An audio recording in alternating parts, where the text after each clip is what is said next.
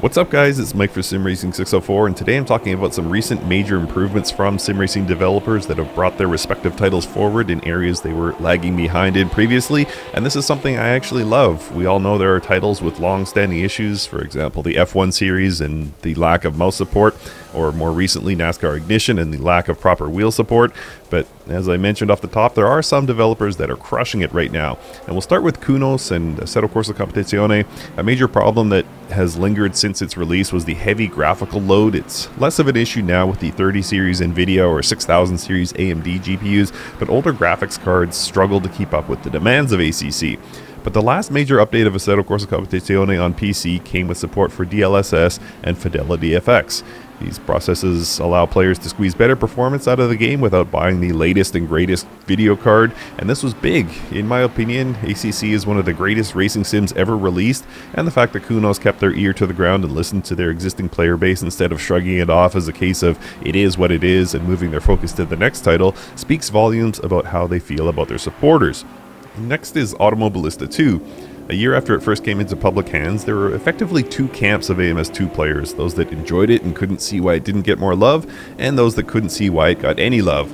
But Reza built a bridge between these two camps with the release of version 1.2 and 1.3. Between the two updates, the sim took huge leaps forward in car physics. While many people appreciated the sim for its unique content and outstanding weather modeling beforehand, the sim started to soften those who had turned away from the title previously and gain more respect from the hardcore sim crowd. Like Kunos, Reza has stayed connected to their players and they diligently answer questions posted in their forums, and it's always great to see this level of commitment to customer care. And the most recent addition to this list is the new UI in rFactor 2. For years, existing players spent time Googling how to adjust various parameters in rFactor 2, and new players ran screaming for the exit button because all they wanted to do was race, and how do you do that, and where the heck is the main volume slider, and why did pausing a practice session land me in the pits, and my PC must have locked up because there's no way it could take this long to load one car and one track, and whoa, this is too much, I'm going back to ACC. But not anymore. Those of us that suffered through the painful UI will smile a little bit at the new user interface in rFactor 2. Big, bright, and well-labeled icons will get you where you need to go, and you're even presented with a nice image of the car you're about to drive. There's background music in the menu screens that I normally disable, but now it feels like I own a complete title, so I'll leave it on. Is it overdue? Sure. This should have been implemented a long time ago, but guess what? There's nothing anyone can do about that now, so we're left with the opportunity to appreciate what we now have. Setting up sessions and car setups is easier than ever, and the load times are noticeably better. Well done to the Studio 397 and Motorsport Games teams. You did it.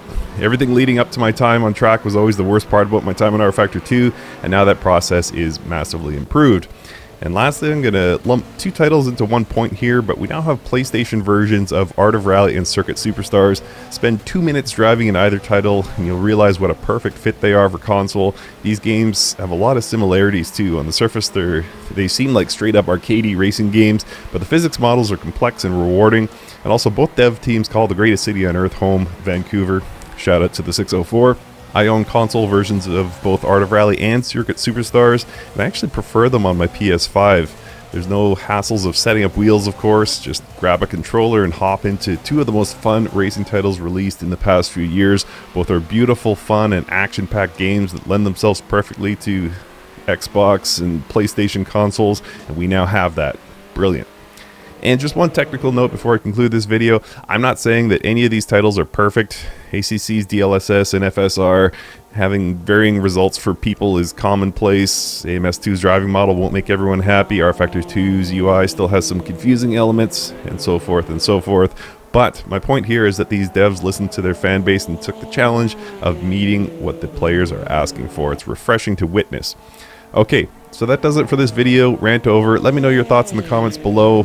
When was the last time a dev really impressed you with an update? And thank you for watching.